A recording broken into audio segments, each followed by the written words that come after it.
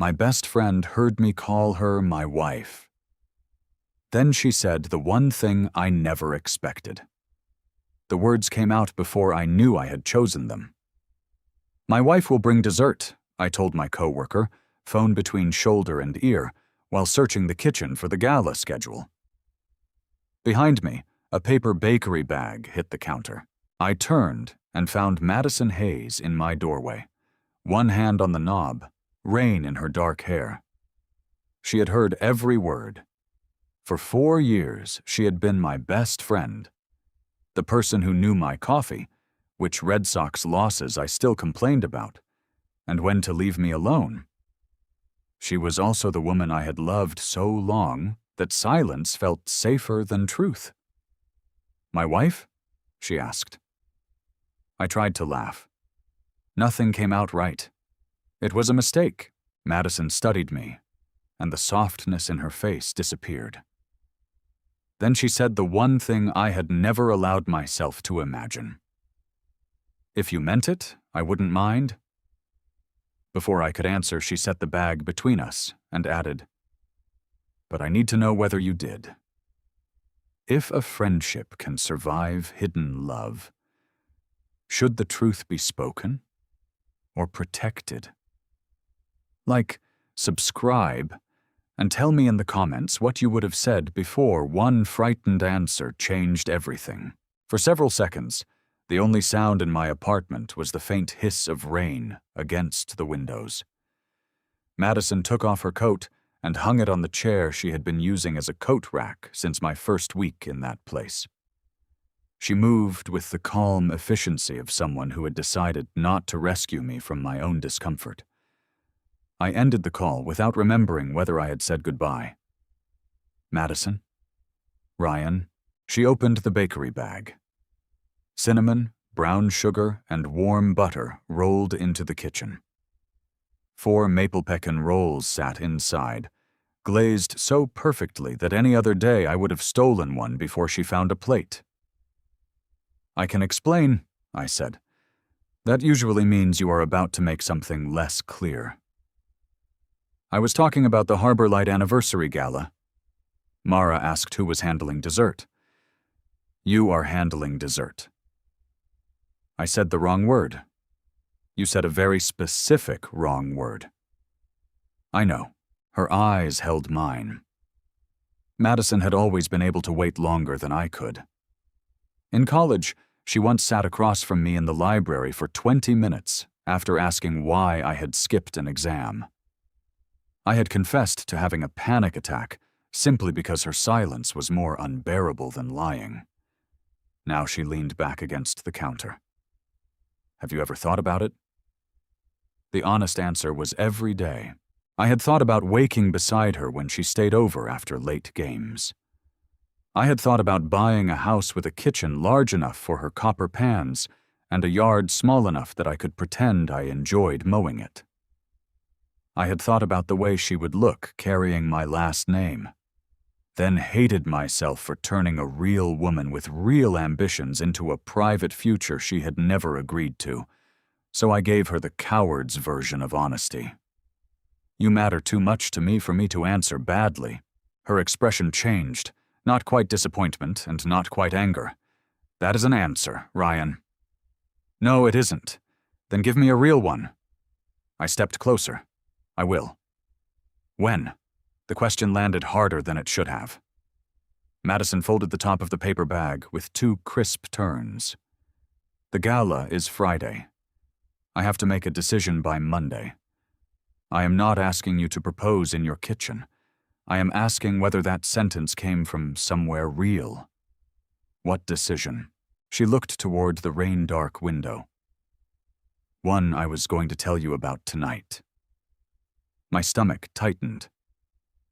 What kind of decision? The kind I should not make while I am waiting for somebody else to figure out what he wants. She picked up her coat again. I caught the sleeve before she could put it on, then immediately let go. "Maddie, stay." Her eyes dropped to my hand and returned to my face. "For the cinnamon rolls? For the conversation?" You are not ready for the conversation. That does not mean I want you to leave." A sad smile touched her mouth. "That has always been our problem." She walked out before I found a sentence that did not prove her right. "Madison and I met when I was 25, and she was 21. Both of us new to Boston in different ways.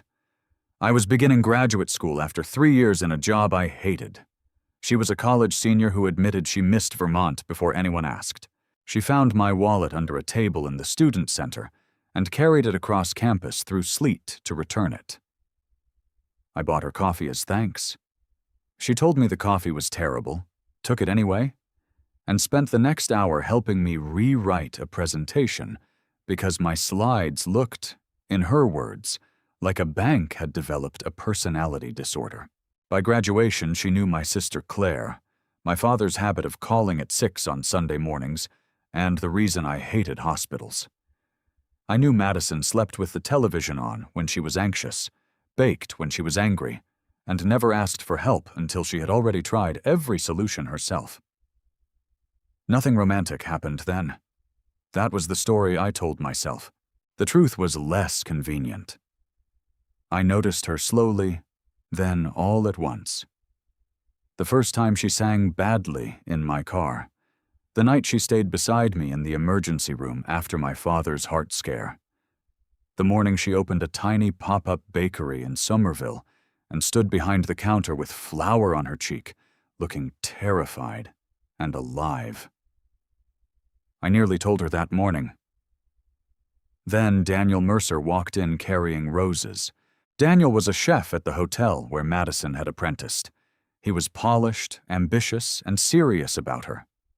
For 11 months, he took her to restaurants I could not afford and introduced her to people who spoke about food as if it were architecture. I told myself he made sense for her.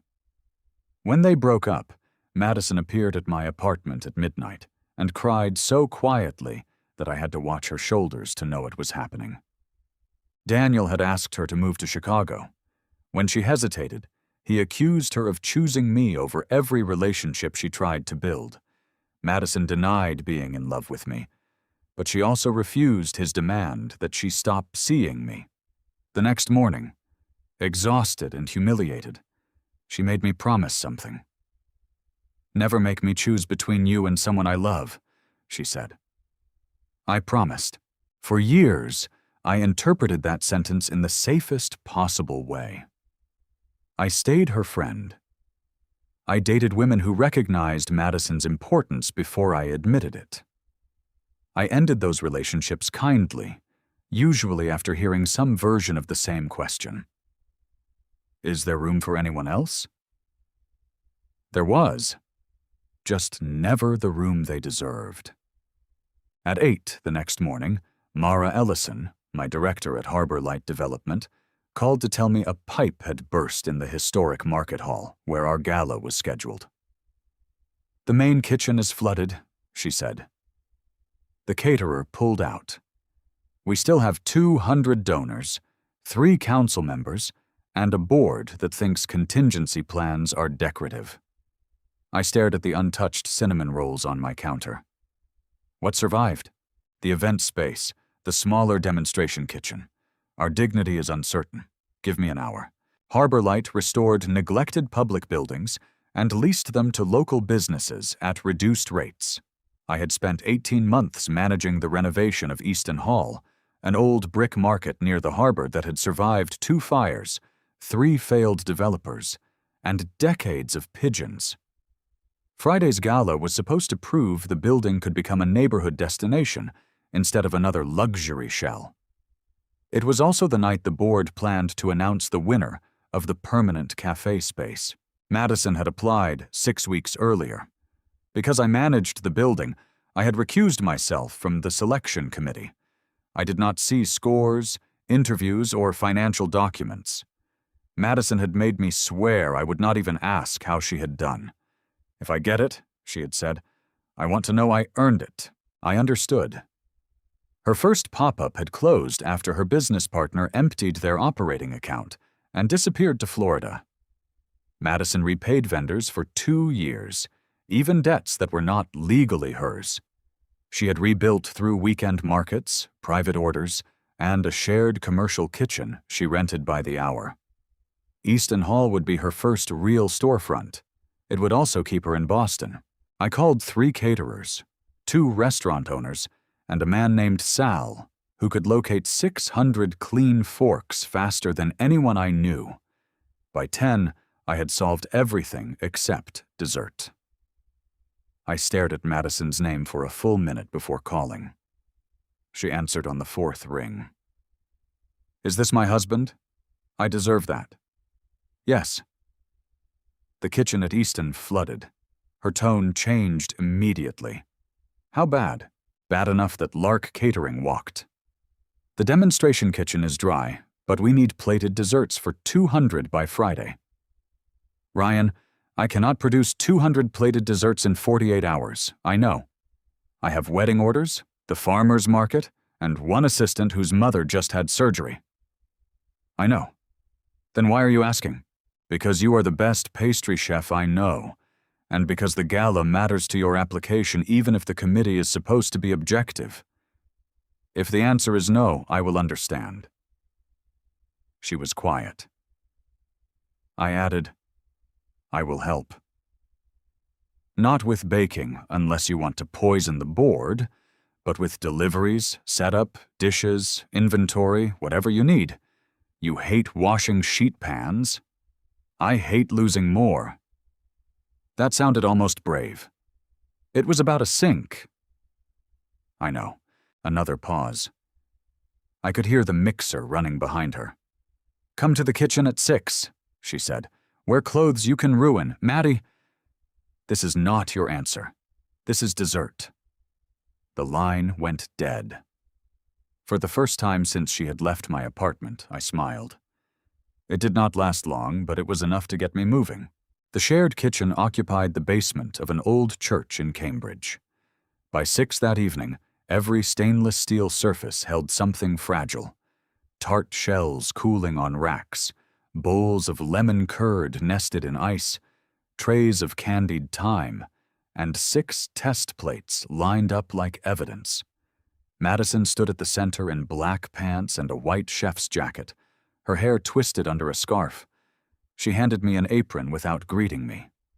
"I need honest opinions," she said. "I have never given another kind. You told Claire her meatloaf was rustic. It had structural courage." Madison tried not to laugh. I saw it anyway. The desserts were miniature brown butter cakes with roasted pears, maple cream, and a thin shard of salted caramel. I tasted the first version. "Well?" "I would marry whoever made this." Her hand stopped over a bowl. I closed my eyes. I walked into that one. "Yes, you did. I am sorry." "For saying it?" "For using jokes where an answer should be." That took the humor out of her face. She turned to a tray and adjusted cakes that did not need adjusting. I washed bowls until she spoke again. "The decision is Chicago," she said. The metal bowl in my hands slipped against the sink. "What is in Chicago?" "A hotel group opening a flagship property. Daniel is the executive chef." I set the bowl down too carefully. "Daniel offered you a job. He recommended me. The company offered me executive pastry chef." The title fit her. That was the first painful thing about it. Madison had spent years doing work above her station while other people received credit. A hotel position would mean staff, benefits, a real budget, and a salary large enough to stop checking her bank balance before buying butter. "When?" 3 weeks from now. You said you have until Monday. "To sign." "And you were going to tell me last night." "Yes." The mixer clicked off. The sudden quiet made the room feel smaller. "Were you going to take it?" "I had not decided." "Because of Easton Hall?" "Partly. What is the other part?" She looked at me. "You know," my chest tightened. I do not want to assume. That is new. I deserved that too. Madison moved to the prep table and began piping maple cream onto the second test cake. Chicago is secure. Easton Hall is a chance. Boston is my life, but lately my life feels like a waiting room. For the storefront? For a lot of things. I stepped around the table. Yesterday, when you said you would not mind, I meant it. The piping bag trembled once, almost invisibly. Why now? I asked. Because you finally said something true by accident. Maybe it was not an accident. Her eyes lifted. My heartbeat felt loud enough to rattle the pans. I had rehearsed versions of this moment for years, usually while driving alone or standing under a shower.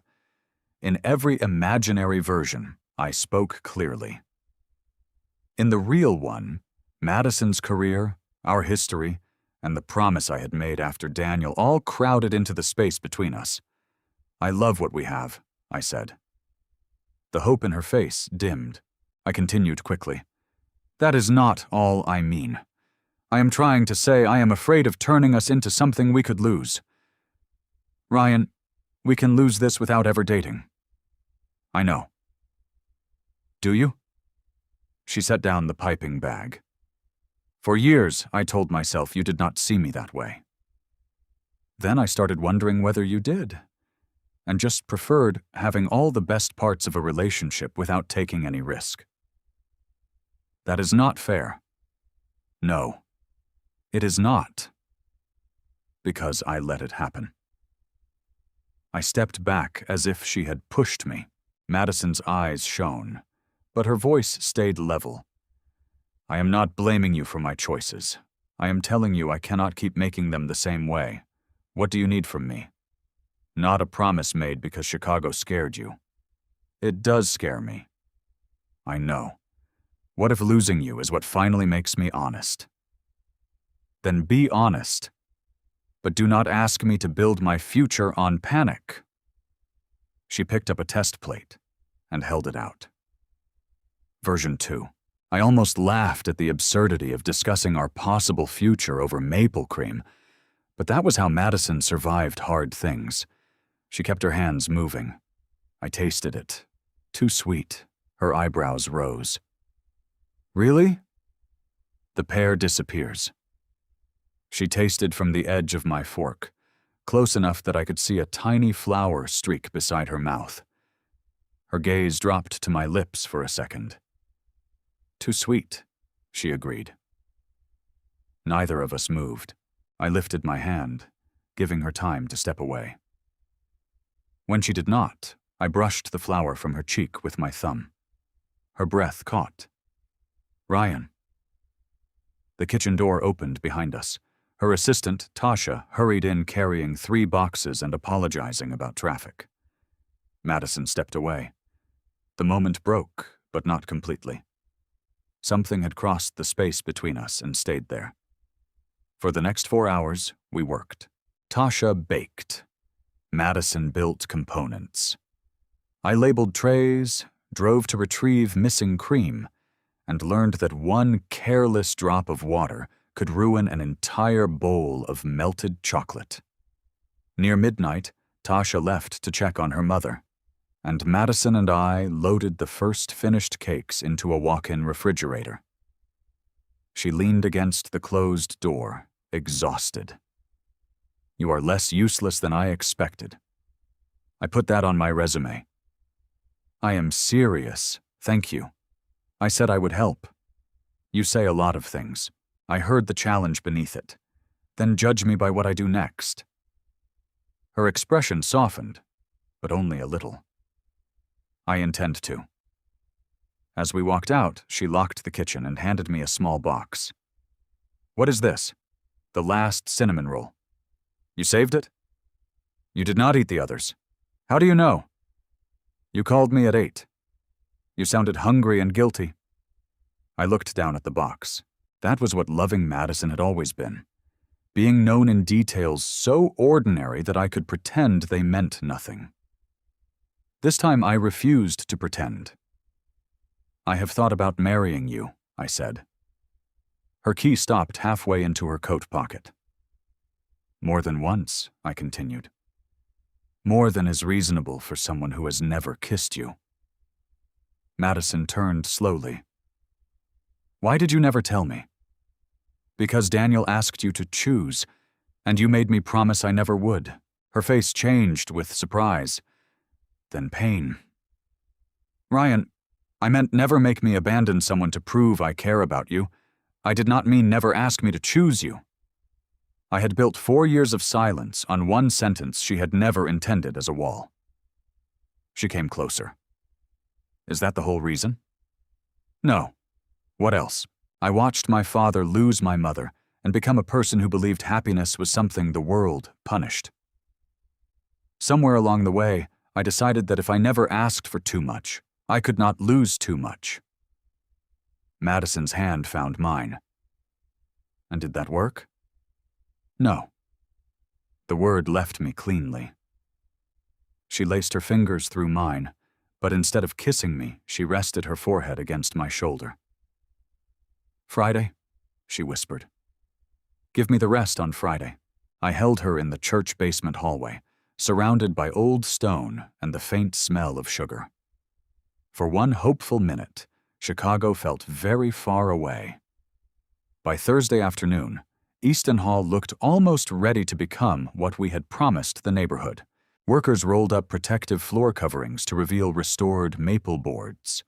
Brass lights warmed the brick arches. Through the tall windows, Boston Harbor flashed silver under a clearing sky. The demonstration kitchen still functioned, and Sal had somehow found enough glassware to serve a small country. Madison arrived with Tasha to test the dessert setup. I watched her enter carrying a tray, and a thought came with such certainty that it frightened me. She belonged there, not because of me, not because Boston was where I wanted her.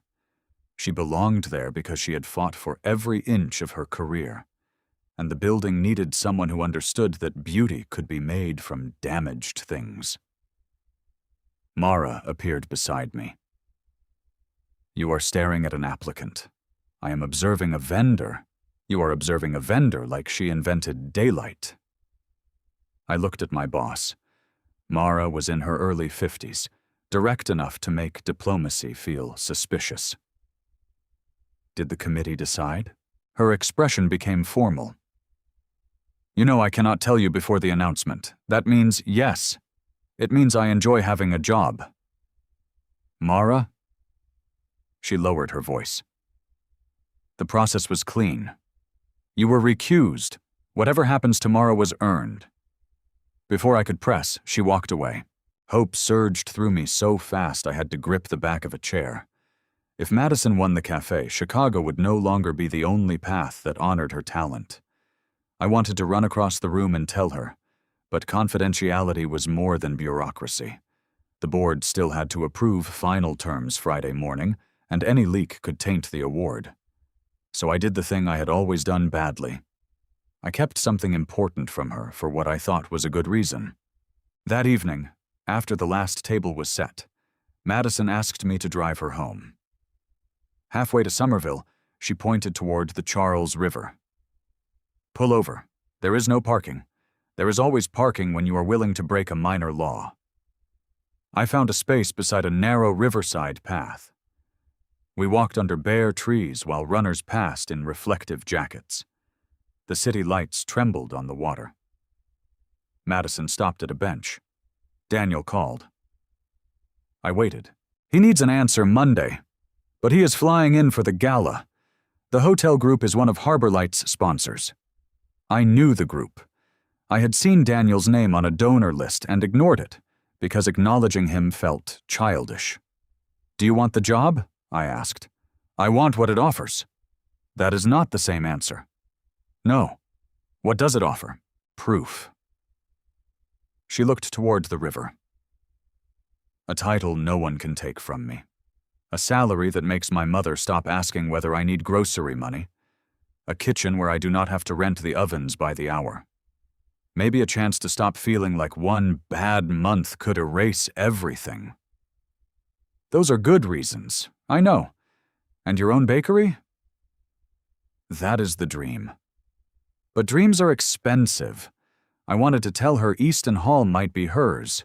Instead, I said, if Chicago is right for you, I will not ask you to stay. Her face tightened. I added, but I am also not going to use that as an excuse to say nothing. She turned toward me. I love you, I said. Not like family. Not almost. I love you in the inconvenient, embarrassing, permanent way that has ruined every attempt I have made to pretend otherwise. Madison's eyes filled. You picked a terrible place to say that. Too many joggers? I cannot kiss you without an audience. I stepped closer. That sounds like a logistical problem. It is. Can we solve it? She answered by taking my coat in both fists and pulling me down to her. Our first kiss was not careful. It carried years of missed chances, every joke that had hidden too much, and the fear that we had waited until a deadline was already running. I tasted cold air and the peppermint she kept in her pocket. When I touched her face, she leaned into my hand as if she had known the shape of it there. Then she drew back. I followed before I could stop myself. She laughed softly, breathless. Ryan! I know. No, you do not. She held my gaze. I love you too. The world did not change. Traffic still moved behind us. The river stayed dark.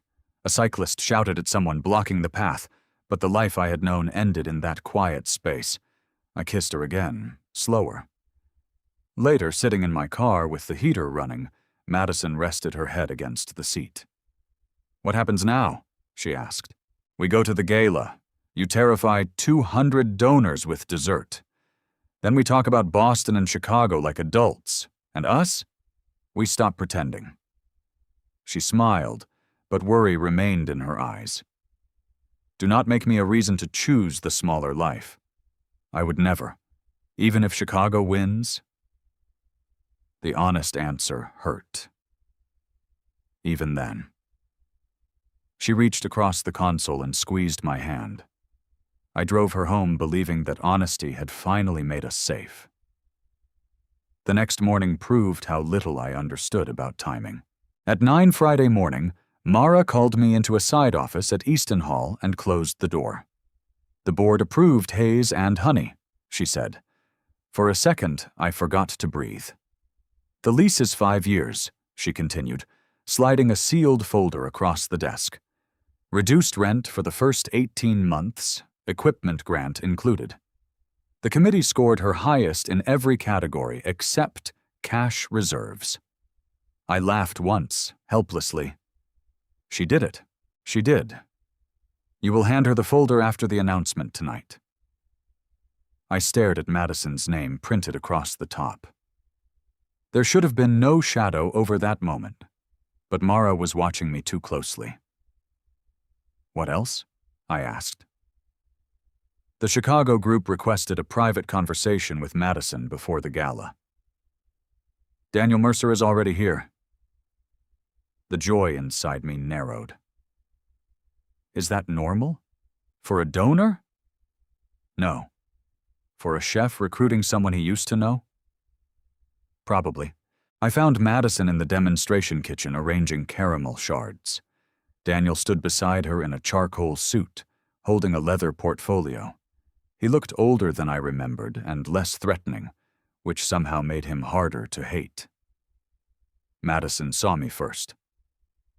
Ryan. Daniel turned. Cooper. We shook hands like men agreeing not to behave like teenagers. I hear you saved the gala, he said. Madison saved the dessert. I moved tables. That tracks. Madison shot him a warning look. Daniel lifted both hands. I came to clarify the offer. Nothing more.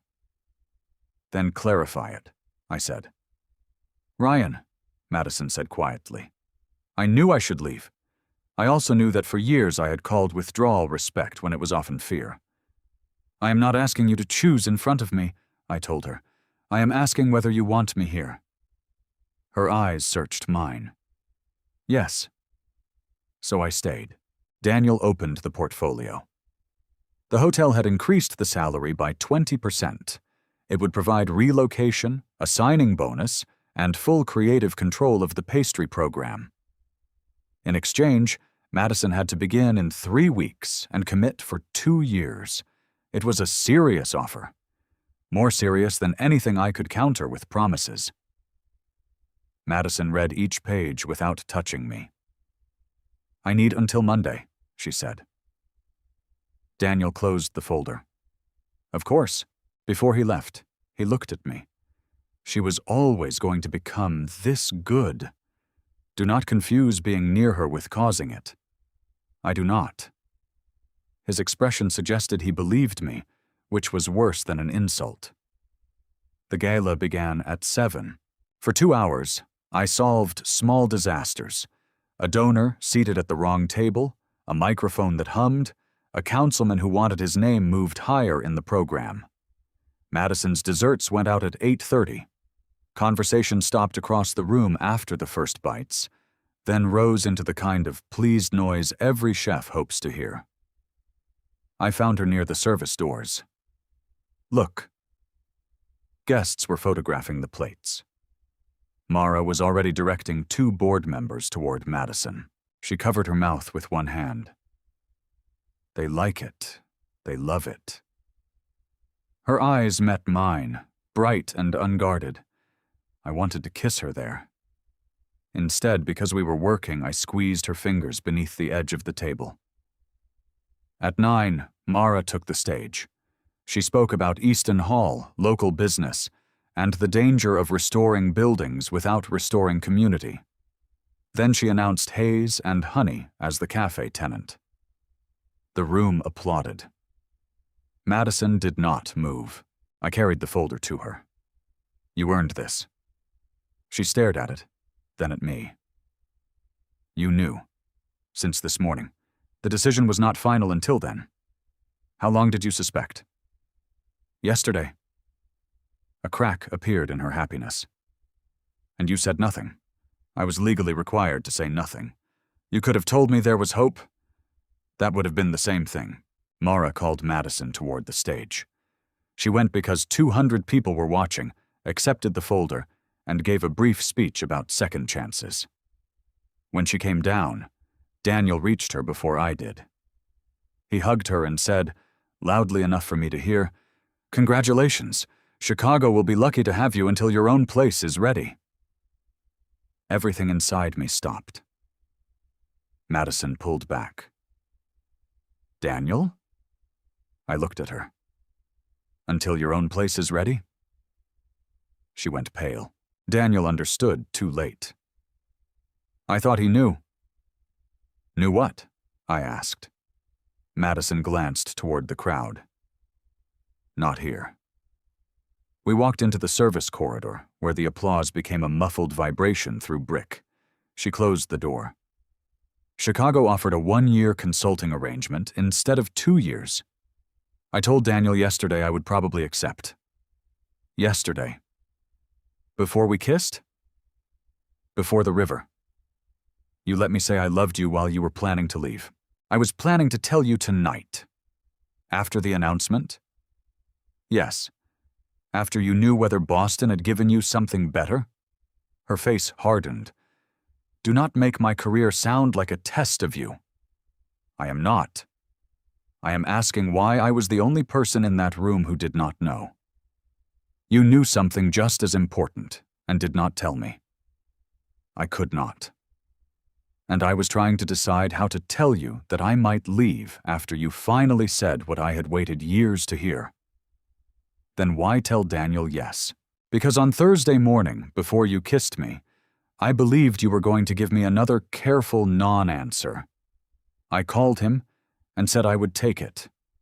By the river, I had already made the commitment. You could have told me there. You had just said you would not ask me to choose the smaller life. I needed to know you meant it when the choice was real. The words struck exactly where she intended. So this was a test. No. Tears gathered in her eyes. It was fear. Mine. The same thing you have been using for 4 years. I looked at the folder in her hand, then at the woman I loved, and let hurt speak before love could catch it. I called you my wife by accident, I said, and for 3 days you let me believe you might stay. Madison's face went still. You called me your wife by accident, she said. You never chose me on purpose. She placed the Easton Hall folder on a service cart between us. Madison, no. I will not accept a dream if I have to wonder whether it was handed to me because of you, and I will not stay in Boston just to reward you for finally being honest. The committee chose you. I had nothing to do with it. I know that in my head. Right now, I do not know anything else. She opened the corridor door. Where are you going? To finish my job. She went back into the gala, stood beside her desserts, and thanked every guest who praised them. I had never loved her more. I had never felt farther from her. The gala ended after midnight. Madison left with Tasha before I finished closing the building. At 1 a.m, Mara found me sitting alone in the empty cafe space. You handled that badly, she said. I know. She did too. I know that as well. Mara handed me a thinner folder. Inside were the committee scores, conflict disclosures, and Madison's original application. Attached to the front was a letter in her handwriting. If Ryan Cooper has participated in any discussion, scoring, recommendation, or negotiation involving my application, I withdraw it. She protected the process from you, Mara said, and protected you from anyone who might claim favoritism. I read the sentence twice. There is more, Mara said. She asked whether a tenant could operate the cafe while completing a short professional residency elsewhere. The board said yes, provided she hires a qualified manager. When did she ask? 6 weeks ago, before Chicago had become an offer. Before I had called her my wife. Madison had not been choosing between me and her dream. She had been trying to build a life large enough to hold both ambition and home, while I kept treating love like a door that could only open after every risk disappeared. On Saturday, I did not chase her. I called Mara and requested reassignment from Easton Hall once the handover was complete. I wrote Madison an email explaining exactly what I had done and why, then deleted every sentence that asked for an answer. I ended with the truth. You earned the cafe. Chicago is yours if you want it. I will not ask you to become smaller so I can feel secure. I am only asking for the chance to love you honestly wherever you choose to stand. She did not reply. Sunday morning, I went to Easton Hall to finish inventory. The front doors were locked, but light spilled from the empty cafe. Madison stood inside with a tape measure, a notebook, and the sealed lease folder. She looked exhausted. I thought you were returning that, I said. I was. And now? I measured the counter. That seems less final? She almost smiled. I stayed near the doorway.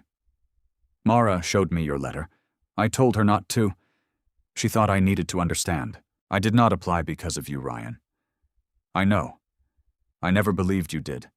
I also did not accept Chicago because I wanted to punish you. I know that now, too. Madison closed the notebook. Daniel changed the offer. 12 weeks. I would design the program, hire the team, and come back before this place opens. Hope rose, but I held it carefully. Is that what you want? Yes. Then do it. Her eyes searched my face. Even if it is hard, especially then, I have spent years choosing what felt safe and calling it loyalty. I do not want safe if safe means I only love you when nothing changes. I crossed the room and stopped in front of her. The first time I called you my wife, it was an accident, I said, so let me choose my words now. Madison's breath caught. I love you. I choose you. I want the boring mornings, the missed flights, the arguments about money, the opening day panic, and every version of us that requires work. I am not asking you to marry me today. I am asking you to let me be your partner on purpose. Tears slipped down her cheeks. That, she whispered, is the thing I was waiting for. She kissed me in the unfinished cafe, between bare brick walls and a stack of contractor buckets. When we separated, she rested her forehead against mine. I love you too, she said. And I choose you. But if you ever hide a life-changing decision because you think you are protecting me, I will bury you under this counter. Clear boundary. Very. 12 weeks later, Madison came home from Chicago with 3 suitcases, 2 new scars on her hands, and enough ideas to redesign the kitchen twice. Hayes and Honey opened in September. On the first morning, the line reached the sidewalk. Claire worked the register badly. Tasha ran the kitchen brilliantly. Mara cried into a brown butter pear cake and denied it. I stayed out of operations, exactly as promised. My only official job was carrying boxes and making coffee. Near closing, a little girl pointed at me and asked Madison, "Is that your husband?" Madison looked across the cafe. 4 years earlier, I would have laughed. 3 months earlier, I would have frozen. This time I walked over, took Madison's hand, and answered carefully. "Not yet." Madison lifted an eyebrow. Confident, intentional. She kissed my cheek. Good answer. A year later, after the last customer left on a rainy Friday, I asked her to marry me beside the same counter she had once threatened to bury me under. She said yes before I finished. Sometimes one careless sentence reveals a truth. But love does not become real because the words escape. It becomes real when 2 people return to those words, understand their cost, and choose them deliberately. If you have ever hidden love to protect a friendship, remember that silence is still a choice. Tell me whether you would risk the truth, and subscribe for more stories about the courage it takes to choose love on purpose